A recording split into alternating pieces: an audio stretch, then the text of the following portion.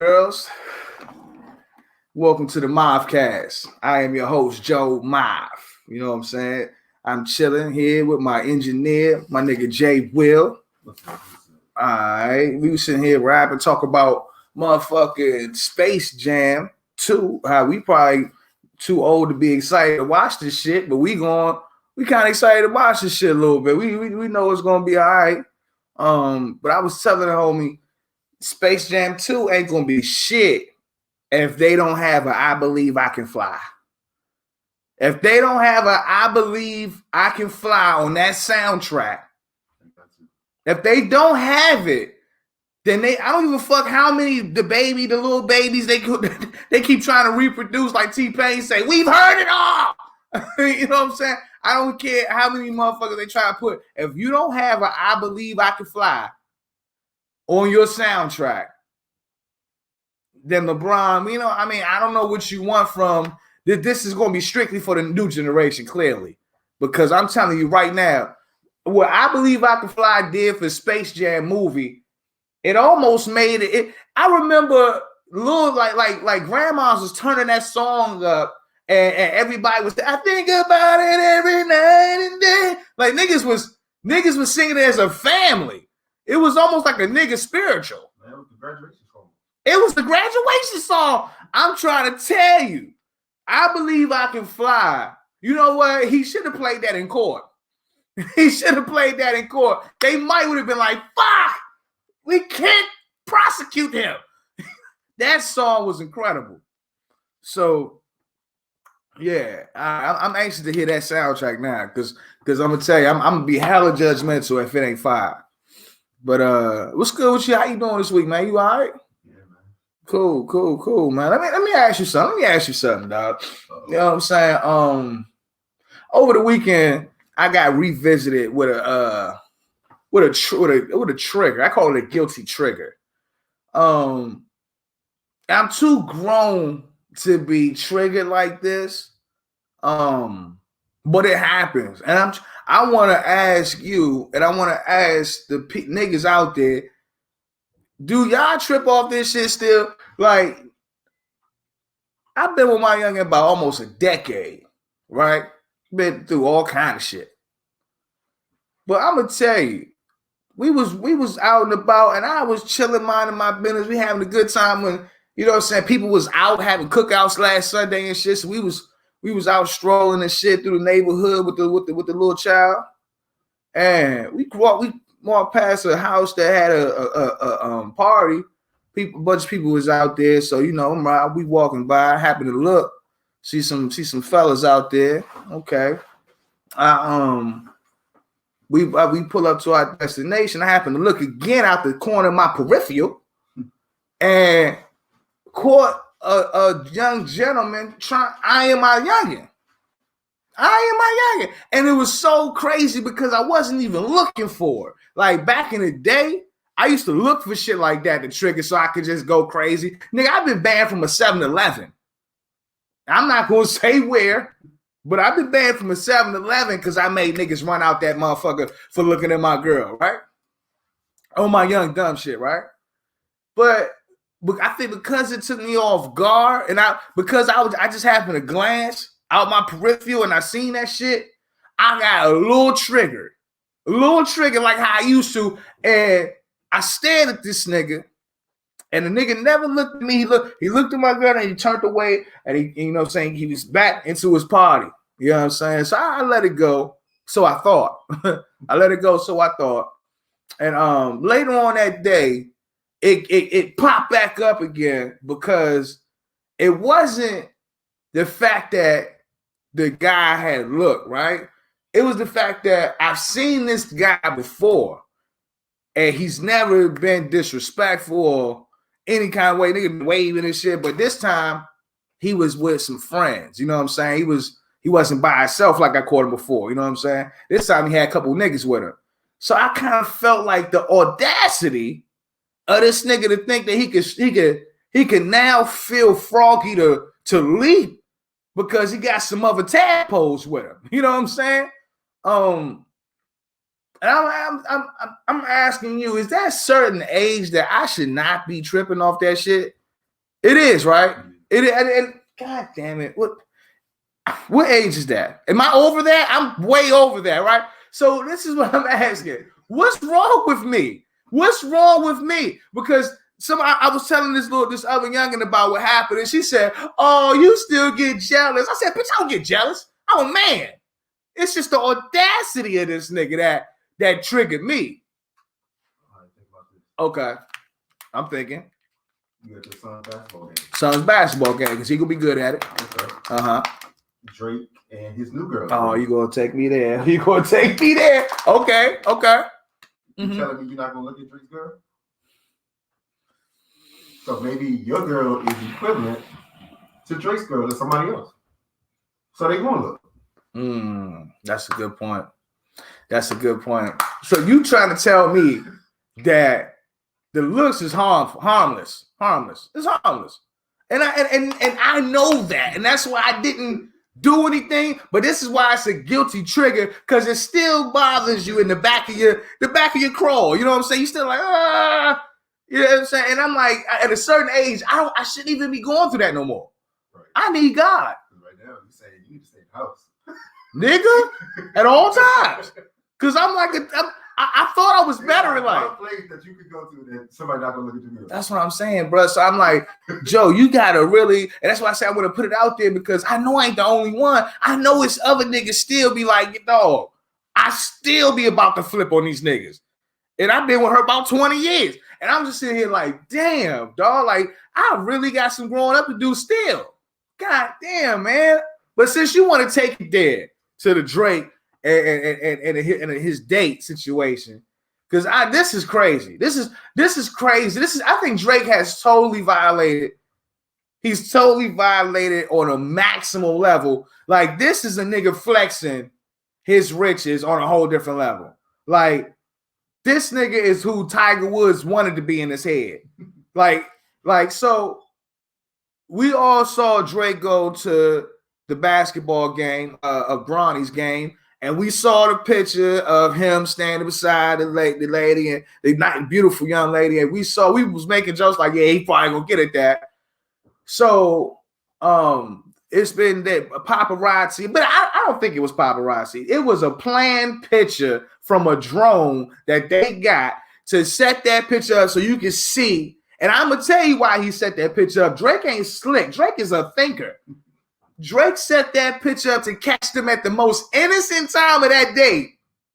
So that could be the image that people focus on when they think about them two together, right? So and he's doing it for her son, because I think her son played ball. Her son's a basketball player that's going to be in the league sooner or later, right? So I think Drake is trying to be the most respectful. He's trying to put the best respectful image out there with Shorty. For the little boy, for the little man, for the little young man, you know what I'm saying? And I respect that, but this is what is fucking with me. This is why I'm glad. This is why they say God gives you things that only you can handle. You know what I'm saying? Because as a young nigga, I ain't never had to deal with no stepdad. I ain't never had to deal with no stepmom. My parents still together. You know what I'm saying? For 40-something years, still together. Like a living color skit. Motherfucking, so the whole stepdad thing is a weird concept to me, as far as if I had to go through that as a kid, because it's so foreign. I don't even know how niggas do it. But I'm asking myself, would I be happy? First of all, I don't think I'd be happy if any nigga other than my dad's with my mom. But the most how would you classify Drake? The most bachelorist, the most fucking Batman Bruce Wayne ass nigga of the world? Like, do you want your mom with that? And then I'm asking myself, like, I mean, Dad, if mom's gonna be out there, you do want her to shoot for the stars, don't you? I mean, but she got the whole quasar, didn't she? And she's a beautiful woman. But I'm saying, dude, how do you, as a kid, that nigga on the court, he's going to have some troubling times on the court. You talk about ammo? If I'm playing against that nigga, the ammo I'm going to be using, oh my God, I will make a song of sounding like Drake talking about his mom. Just to be disrespectful on the court. But then you want to know what his mind at money-wise. Because that's a bag that he ain't got to worry about.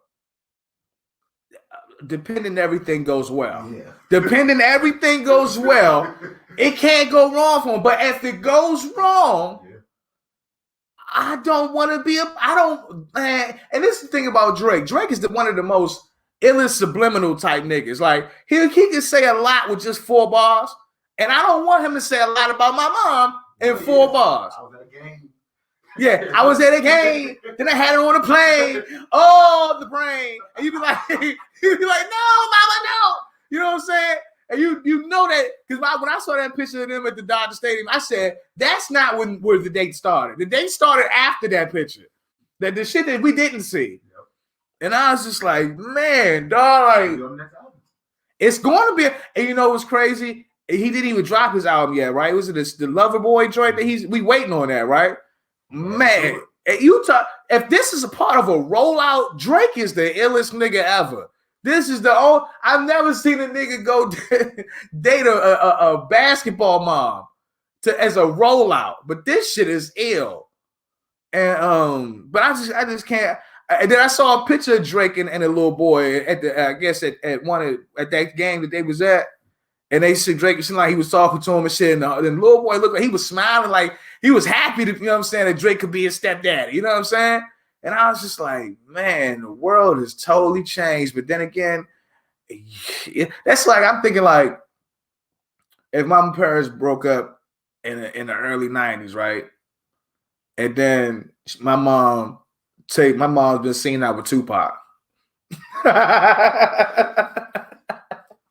Like, I don't give a fuck, nigga. I love Tupac.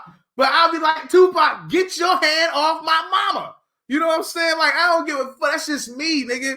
But maybe things is, like I say, maybe things are different. Well, you know what? Clearly things are different out here than compared to where I was brought, like the years I brought up young. But, man, that picture was funny because I just kept thinking about all the shit.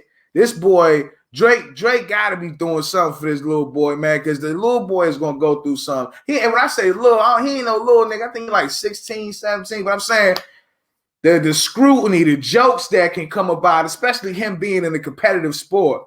Man, people use anything as ammo to get in your brain. You know what I'm saying? Get an edge on. And that's a hell of a motherfucking shot, a shotgun shell, nigga. That thing is mean, dog. But shout out to Drake, shout out to Drizzy, and Amari Belly is her name. You know what I'm saying? I don't want to sound like I'm disrespecting her because she looks very beautiful. She looks amazing. You know what's up? Carrie Hilson tweeted something the other day that pissed me off, dog. Pissed me the fuck off. Carrie Hilson tweets. She says, even successful, strong women want to feel safe enough to be soft. That is our true nature. The man who makes me feel safe will have the world. Men who provide emotional security, display wise leadership, will get the softest, most feminine, relaxed, trusting, guard down, submissive, nurturing version of their woman. And this shit somehow went viral for a tweet. Bitches was all retweeting that, like, giving all types of 100 emojis. And that shit pissed me the fuck off, dog. And I'm going to tell you why it pissed me off. Because this is some bullshit. I'm going to tell you, man, I don't know if women sat by and for years men been telling them things that they want to hear so much that now they have been conditioned to say the shit that sounds the best. They don't ever say anything real. It's just shit that sounds the best. My nigga, it's a nigga right now that provided all that and the bitch is still angry. Do you know that? It's a nigga that checks out everything on that list and she's still mad. And the most troubling thing about what she said is the most common problem that I've seen to come across dealing with women is that it seems like women expect the man to be the last the last puzzle piece that completes them totally. And it's like, Slim, if you stop reading those motherfucking those love books, those goddamn fictional stories about love, first of all, Slim, you gotta provide all that for yourself. You know, everything that she said, she gotta provide all that for herself first. She has to emotionally heal herself when she's been scarred. That's not the man's job.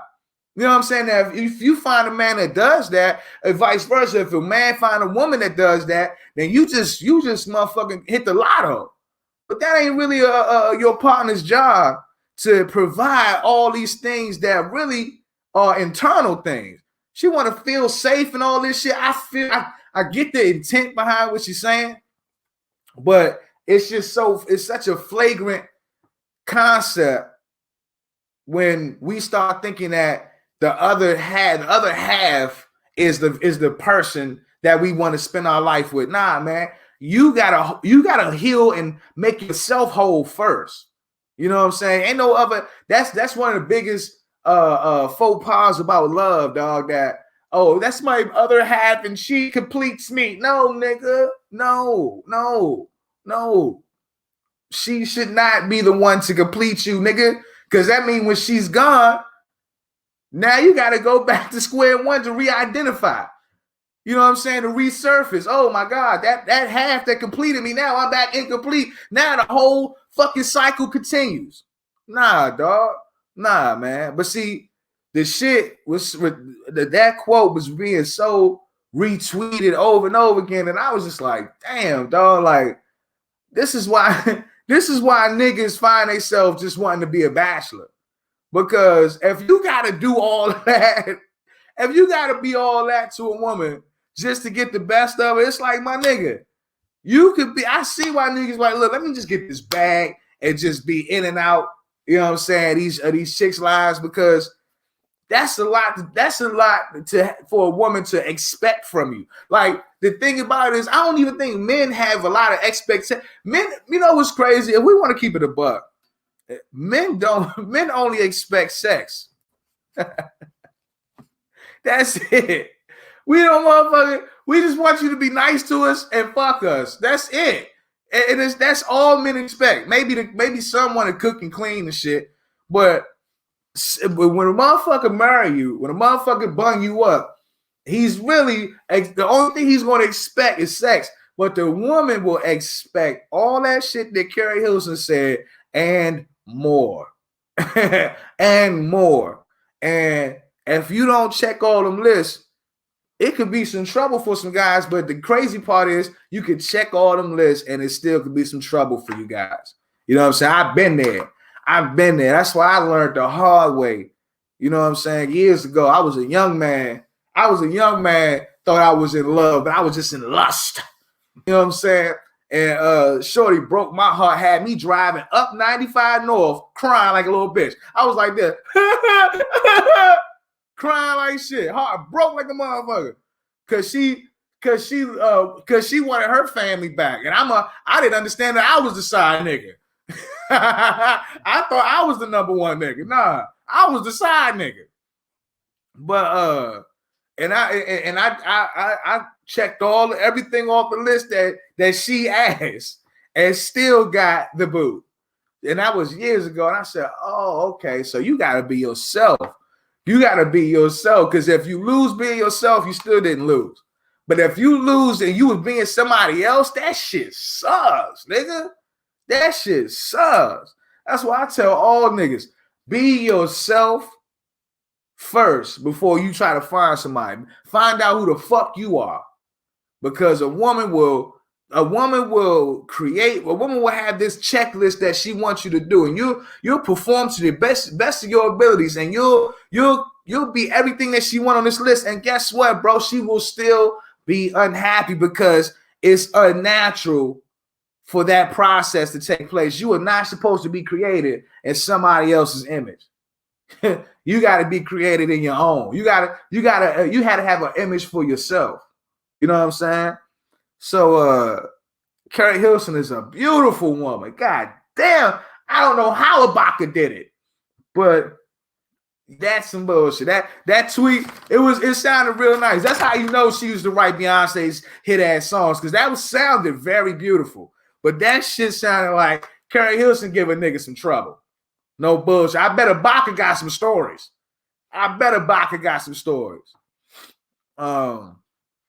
In other news, we was talking about this the other day. We saw the most craziest shit. And you know, I can't say that because we're gonna continue to keep seeing crazy shit. This is just how life is. I'm convinced that this is a branch reality away from the main timeline on some Marvel Loki shit, and we just don't know it yet. But video came out of this white woman in Victoria's Secret. Will, I know you saw it. The whole world saw it. I think they the Breakfast Club called her Mall Karen. So this white woman, she is in Victoria's Secret, and I don't know how the shit started, but from when the black woman's video started, it looks like the white woman had already was attacking her. You know what I'm saying? From when the video got started, and she was attacking her and screaming, and the black woman was like, "Oh my God, what's going on?" And was recording a woman. So the white woman attacked the black woman, and then when she realized that the black woman wasn't giving her that energy back, and she was looking like the aggressor and the crazy motherfucker that she was, she tried to she did it in a split second. She was the aggressor and then flipped into the victim and started crying to me, "Get her away from me! I did not hit you!" And she was like, "Yes, you did." And she was chasing this one. This white woman started chasing her again through the store. And this is the fucked up part, though, man, because us as black people, this shit is not new. This shit is not new. And I'm not talking about the Karens. We know about the Karens by now. But I'm talking about a world where nobody helps you. A world where some shit wrong can happen to you, but nobody helps you. This black woman was in the store minding her business and was getting hassled and chased around the fucking store. And people were still trying to act like they were still doing their job. People were still talking about, "Oh shit," they were still putting panties on the shelf. I'm like, nobody stepped in front until the very end. A black woman that didn't have to do it, that worked at the store, was behind the register. She let the black woman run behind the register, and she got in the front. It was like, no, you can't, leave her alone, right? The white woman then drops on the ground and starts screaming, "Get her, stop videotaping me!" And I'm just like, bruh, like, if we say this all the time, and I hate saying this, but it's the truth. If the roles were reversed and there was a black woman chasing a white woman around the store, I'm convinced that it would be black people that will tackle that black woman. Straight up. I'm going to keep it a buck. It would be black people working at the store that will feel the sudden urge to be a hero and tackle that black woman. Yes, they would. But it's like the fucking security guard, he comes up to the store and he's literally just like watching. He's acting like he can't do nothing. He's like, he can't intervene. He's just there to make sure it doesn't get worse. And that's crazy because we done seen little black boys get choked and wrestled down with their mom right there filming it, or with their aunt sitting there filming it in the mall in Atlanta. A little boy named Corey J. Happened a couple years ago. The security guard said he was loitering and tackled the motherfucker. But yet, this black woman got 14-minute footage of her going through this weird-ass debacle with this crazy-ass woman. And the thing about it was she was so crazy, she still had 14 minutes. Man, listen. we just saw Derek Chauvin put his knee on George Floyd's neck for what 7 minutes? Was it 7 minutes, Will? Was it 7? I think it was 7. But my point is, 14 minutes is twice the time that somebody can hurt and murder. That woman should not have to deal with being chased around the store for 14 minutes before the shit get handled, dog. You know what I'm saying? But that's the country we in. And if that black woman would have got tired of running and hit that bitch in one of them Holyfield uppercuts and dropped her, that woman would be probably serving time right now. She'd probably be in court and we'd be having to go fund me for her lawyer fees. This shit fucked up, dog.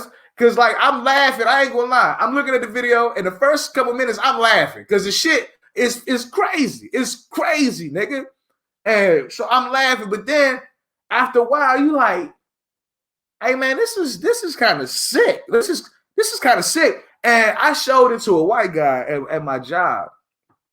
I was like, yo, I want you to check this out. And the reason why I did it is because I be wanting to see the reactions of the opposite side sometimes. You know what I'm saying? Because sometimes we don't be privy to, a lot of times we're not privy to what the other side, how they really feel. So I wanted to share. I said, yo, check this out. He's watching the video. He's like, oh my God. Oh my God. So when the video was over, the first thing this motherfucker said was, she must have been going through something. She has a nervous breakdown. And I'm like, damn, dog. So it's not it because what he did right there in my eyes was in a split second. He felt for a split second, he saw the injustice, but just like that, when his mouth spoke, he made sure that he found a way to humanize the white woman that was actually the aggressor. He found a way to empathize. He sympathized with the black woman at first with the, oh man. But then when he spoke, he found a way to empathize with the white aggressor. He saw where she was hurting at. And that's what we as black people always find ourselves being at the short end of the stick when it comes to justice in this country, because the powers that be they don't look like us and they don't represent us. So they don't empathize with us. And the winning team is only going to empathize with their own. And they don't look at us and be like, they didn't look at Trayvon Martin and say, oh man, that was a young kid, man, that was scared. They empathize with George Zimmerman. He wanted to be a hero and it just got a little bit too much for him. I would have done that too to keep my neighborhood safe. They find ways to empathize with each other, to empathize with why what they're doing isn't that bad. But yet, like I say, we still sitting over here begging to vote, to find somebody that can represent us and finally like us. We want to be liked so bad. And like I say, these motherfuckers find a way to always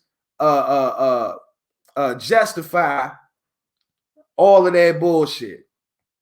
Case in point, on Joe, I saw a clip on the Joe Rogan show, and let me tell you, I used to really fuck with Joe Rogan show, dog. Like I used to watch that shit religiously at night, dog. You know what I'm saying? I take a flight and watch the Joe Rogan joint. It probably still is really good content. But I noticed a few episodes and a few clips where Joe Rogan be dropping the N-word like real cool, like casual. Like he do it try to be in a comedic way. It's not like he's just saying, hey, those niggers, but he be saying in a comedic way, and I don't like that shit. Like, and I'm not a nigga that get all offensive about white people saying the word nigga, right? But it's just I can't. The blackness in me, when I hear you saying it, I can't just condone it. I'm like, all right, okay, all right. So I found myself totally as a black man not really being able to watch Joe Rogan, bro, because like I said, I know he be saying niggas so freely, and I'd be surprised that in the UFC field, none of the motherfuckers niggas ever really say nothing, have never really stepped to him about it. But anyway, I saw a clip on Joe Rogan where it was a white racist, and I'm gonna call him a white racist, named Charles Johnson, and he was on his show talking about black people have something called a MAOA gene that makes us, basically he's saying it makes us more violent, and that you could look it up. It's been a scientific study for years that black people have this gene that makes us just preordained or predestined to always be violent. And this has been debunked over and over again, right? So this shit is not a real study. This is some shit that they use to justify how they looked at slaves and how they looked at black people as something that needs to be basically checked like animals. You know what I'm saying? And but it killed me because Joe Rogan, I didn't see the rest of his response, but it's just like that type, like, where's the platform where black people can say the most honest thing that they can say about white people without being or anybody? Like, what's the platform that black people can say anything about anybody unapologetically and not be penalized or not be motherfucking have to apologize? The weak motherfuckers we just saw last week, Lamont Hill apologize for some shit that he says Judge Brown said that he never even said, but the nigga just wanted to make sure that he didn't go down for being real with Judge Joe Brown, like he was being real at that moment. And that's what I'm saying, dog. It's a fucked up position when you a nigga, because everybody can have an opinion about you, and it could be the most egregious, the most unflattering, the most inaccurate portrayal about you. But soon as you speak truth about and you a nigga, and you speak truth about other people, man, they will come down on you and tell you being toxic, you being wrong, you being racist, and all this shit. Motherfucking Kevin Love, the dream team they got now sucks. Kevin Love is the only white guy on the team. Jalen Rose said, I think it's tokenism that they got Kevin Love on the team. They didn't want to make the whole team black because he wasn't even good enough to get an invite to be on the fucking dream team. These motherfuckers came at him so hard the very next day he apologized. I'm sorry, I shouldn't have said that. That was out of line. As a black man or as a black person, and I hate to even use the word black because that's a label that they created, but that's the word that I know that relates to the people. But as a black person, dog, it's so frustrating to always watch everybody. Watch humanity seems to always acknowledge everybody but us. No bullshit. It seemed like humanity seems to everybody else get the Asians. Oh man, don't pass the bill. You better not touch them. Everybody gets this type of love, but black people get treated like we are some, like we aliens, like we really aliens, like motherfuckers are so scary of us, but they won't stop fucking with us, which is wild, man. But I'm gonna say it's crazy that this guy can support this type of way of thinking, this MAOA, when black people, if you go through the history, this is what I'm saying. We're in an era where you got to use your own brain and you got to search for your own truth, whatever you want to define as the truth. You got to search for it because they ain't gonna give you shit. But how is it that the black man has went around, the melanated man has went around the world, the globe, and has brought civilization around the globe? It's been documented. But check this out. In the same, if you still go through the same documentation, it's been documented that since the pale or whatever you Caucasian, whatever you want to call them, since they have been in existence, they have done nothing but pillaged and and destroyed and taken over and conquered, and slavery, raped, murdered, anything natural. It's not a people on this planet that the white people have not affected. They have brought pain, strife, disease, everything that you can imagine. They brought that to every place on earth. But yet, black people are the ones that can be said that we got the MAOA inside of us that makes us violent. And to be honest, the only motherfuckers that we violent to is each other. The only motherfuckers we violent to is each other. So how the fuck is this gene so scary to y'all motherfuckers?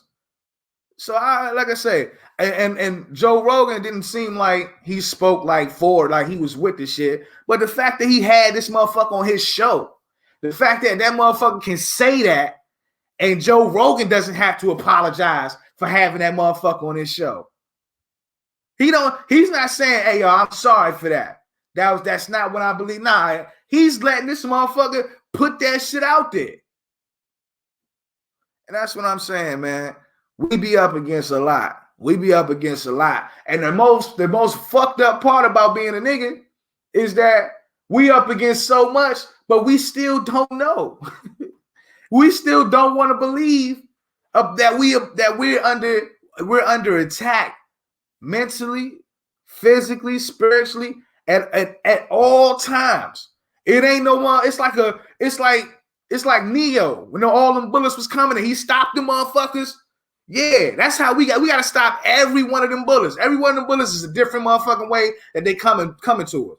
They coming through us through our nutrition. They coming through us through this fucking the crack scene. They fucking with us with the shit that's on television. Everything that they can possibly do, they're attacking us. But yet, let another black man try to break down how they attacking us. A black man look at you like you crazy. Now you better get that shot and go out there and do what you gotta do for your family. Man, I tell you, it's crazy, bro. It's crazy. So on the flip side, I seen some shit over the weekend that was probably the most horrific thing that I seen over a long. Well, I ain't gonna say most horrific because I didn't watch the George Floyd video because I heard about how it was and I just didn't want to see that. I didn't want to see it. I saw the Philando Castile video that broke me down to crying. But this video right here, it was a video of Indian Red Boy. I guess he was a rapper. You saw this joint? Indian Red Boy. He was murdered on live. Oh, yeah. You saw that? He was murdered on live. Looked like he was on live talking to somebody, and I don't know if a car pulled up or a guy walked up, but man, they unloaded on this car, and he got hit up, and he got back on the live and was saying, "Help, help." He was saying where he was at, and then the phone drops, and of course, everybody shares the video, right? Everybody sharing the video.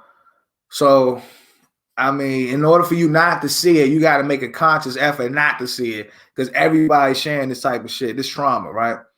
So when I saw it, I was horrified. I was horrified because just like that, everything could be over. Just like that, everything could be over.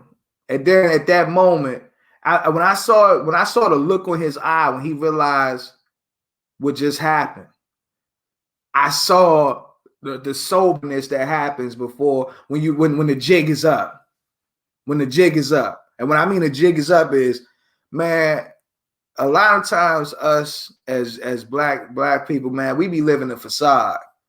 We be living in ways that protect our vulnerabilities, but really it just puts us in this shell and we lose ourselves trying to be the facade. And I saw the look in his eye did not match the body that he was in, if that makes sense to y'all. But from what the story says, that he lost his life, he was a blood, and he had defaced the mural of the great late Nipsey Hussle, which had identified as being with the Crips, and he defaced the mural, and he, from what they're saying, he paid for it with his life. Now, before we go any further, I don't understand our people when it comes to why do we try to find new depths of lows? Haven't we went through enough? Haven't we suffered enough? Why do we try to find new depths of lows to try to make that look like that's the new barometer of toughness? I don't get it. It's like these niggas is, how much more of a coward do you need to be to disrespect somebody that's not even there no more to defend themselves? How much of a coward do you need to be? How is this tough? You disrespecting people you don't even know, just so you can piss some people off and get that high for a second like you tough? What, like I say, the facade. Motherfuckers will lose their life to be a facade. And this dude lost his life. So I saw that the Game, rapper The Game, he put up a video. Now apparently the Game was under some sort of scrutiny because he had spit some bars, I guess, on a song that he dropped, and people had thought that the bars that he had on the joint, a couple of them were talking about the Red Boy incident, and I guess people was getting that Game, and they was getting at him talking like he shouldn't have been talking like that about some shit he didn't know. Now the Game gets on the I guess the gram or whatever, he went on social media and he posted the most eloquent, bro. I've never heard Game sounded so thought out and so careful about apologizing. The nigga said he'll even spend money to help bury Red Boy. He ain't want to, whatever he said was not taken to be disrespectful to Red Boy and his family or whoever. He just said that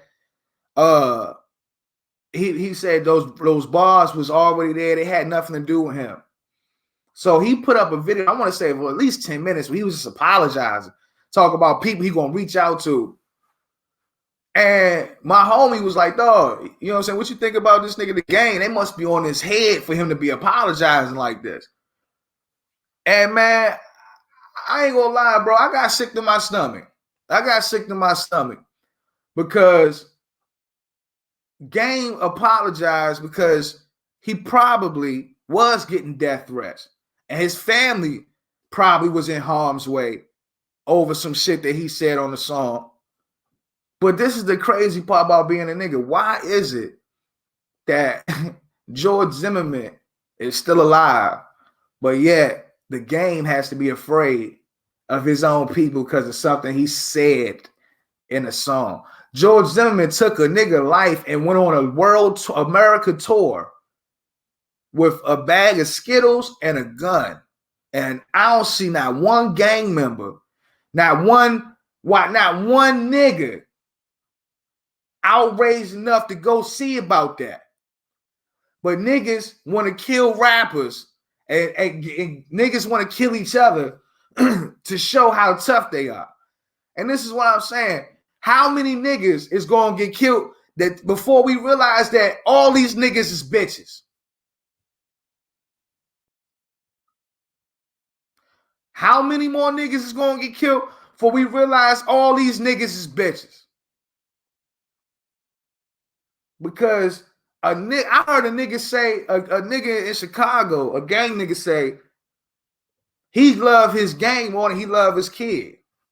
He said he'll die for his gang, before he'll die for his kid. Like I say, we love to find new depths of lows to try to define how tough we are. But at the end of the day, all these niggas that are looking, and you know what's crazy? The great Nipsey Hussle said this. He said that ain't no gang member putting on his clothes and driving out to White Town to find out who to harass and who to rob. The gang nigga is putting on his clothes to find out what to go and kill the nigga that looks just like him. It's self-hatred at its finest. Cause you ain't sitting up there. This nigga hungry over here. This nigga is starving over here, cuz. So it's self-hatred at its finest. You're trying to kill a nigga that look like you just so you can feel better about being you, about being the lower side of you. And I'm saying, bruh, this shit it's not even cool no more. When I see niggas flagging and all that shit, I see niggas scared, bro. Cause real niggas know, bro, sometimes you gotta have to stand alone. Sometimes you gonna have to stand alone when it's about being righteous and all that. Oh, I'm with my boy shit. That shit is gay.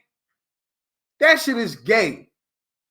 Cause as soon as you get locked up, the only motherfucker that's showing you love is your women, nigga. Your mom, your sister, your girl. It ain't no niggas. But yeah, all I'm saying is Red Boy, Indian Red Boy ain't gonna be the last nigga that get killed on live by his own people. He ain't gonna be the last nigga to disrespect the dead, and he ain't gonna be the last nigga to pay for his life for. And what is it all for? What is it all for? That's what you know what's crazy? When I was younger, bro, you talking to a nigga that had two parents. And I still thought, because of the way I was living and the way I was choosing, I'm gonna make that clear. The way I was choosing to live, I still felt like I might not make it to see past 25. I still felt like that. I'm 36. Fuck you, nigga. You ain't got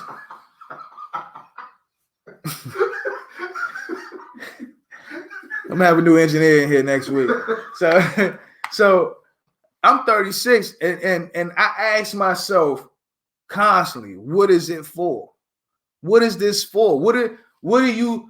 Okay, you beat the odds. So now what is this? What is this for? So now every day that I wake up, I gotta have meaning in everything I do. Everything I do gotta have purpose. It's not one thing that I do out my day that doesn't benefit the next thing that I need to do. And I'm a work in progress because I'm always trying to progress.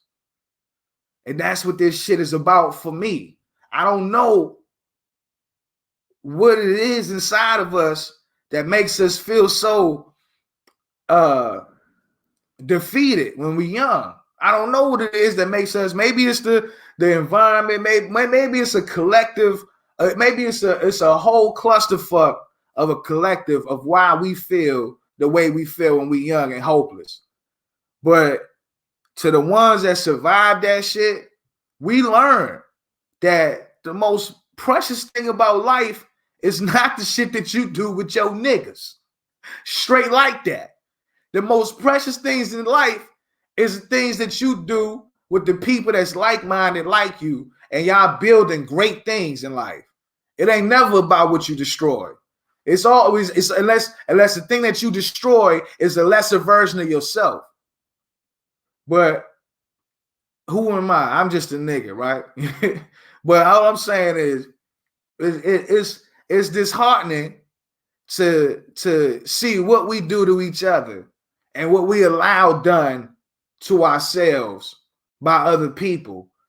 It's crazy. That Libra scale would be crazy. I would love to see how that Libra scale is. The shit that we do to each other and the shit that we allow done to us by the world. It's beyond need to change, bro. This shit should have been changed 20-something years ago. And you know the scary part? If you type in like old summits in the 80s, like where black people was coming together talking about what we need to do, niggas sound the same in the 70s and 60s and 80s that they sound now. Niggas are still saying the same shit. We need to vote on a lower level, and that's how we change this. Niggas are saying the same shit then. So clearly, it's all about clearly what was is not working. And from now on, it's gotta be what we done tallied up in results and said, okay, this ain't work. It's time for a new way. And I would love to see the day where gangs build. Gangs didn't destroy. Because what I'm saying is there's a time and place to kill, my nigga. And you listen, I found out the other day watching a clip of this. I think her name was Amber Ruffin show. I sent it to you where she was talking about these old towns that were all black towns back in the day that was people were murdered in these towns, and the whole town got destroyed and turned into a lake for the remaining white folks. And it wasn't just 1 or 2 cities. It was damn near 50, 60 cities. Black people, cities were just white folks came and just killed and wiped them out and created lakes. So what I'm saying is, if you are a black coalition and if you a black group of people and y'all are flourishing independently, they will come for you. And you will have to protect that with your life. And if you niggas is really serious, like y'all about that shit, how about we motherfucking build some shit and be willing to die for that shit? And that, you niggas is out here, all that, you ain't create that shit. This is the thing. If you ain't created that shit out of strength, then know if you created some shit out of weakness, then that shit is actually fucking you over at the end. No bullshit. And the thing about it is, a lot of shit as niggas we create out of pain. We do a lot of great shit out of pain because that's the country that we in. That's the soil that we in. Pain. But it's also a consciousness of strength that we got to tap into to create things. And once we create those things, we got to be willing to die for that shit. It ain't no fucking block unless you bought that block and built that shit up. It ain't no block that your mama is renting in, nigga. It ain't no color that you ain't create and getting patent and getting royalties from. Nigga, create your own fucking color. Like, I'm just saying, man. How we doing shit as niggas is sad, bro. It's sad, bro. It's sad, man. I mean, I'm sorry. I feel my condolences go out to Indian Red Boy's family. I'm pretty sure that his mom did not raise him to be like that. I mean, if he did what they suspect him of doing, I'm pretty sure.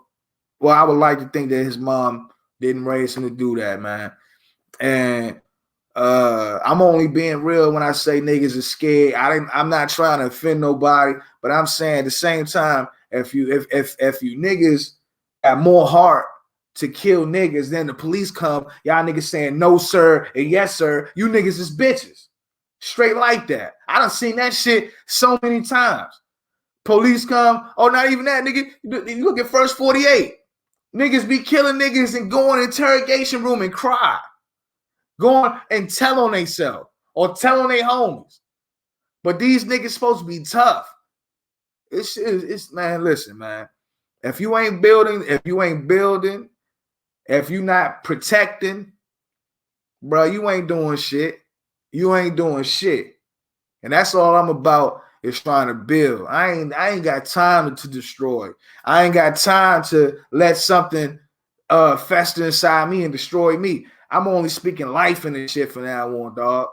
And I want to be the change that, like a nigga, like I was looking at a nigga, I'm gonna leave on this note. I was looking at a post and they was talking about what niggas need to do and all this. And this nigga was talking that what we gotta do shit. And I told a nigga, I wrote a nigga simply this: if everybody just focused on themselves and changed themselves, This nigga here. If everybody just focused on themselves and became the change that they wanted to be, the world would instantly change itself. You ain't got to worry about what the fuck we need to do. And that's what I'm trying. That's what I'm on. I'm on focusing on my shit, building my shit, and being the change that I want to see out there and watch the wheels that turn. You know what I mean? So on that note, Will, you got anything you want to say? Any shout outs and anything? Nah. All right. On that note, this has been the Maf Kast. I'll holler at y'all niggas next week. Easy. Let's go to the wheel show. This nigga here, bro.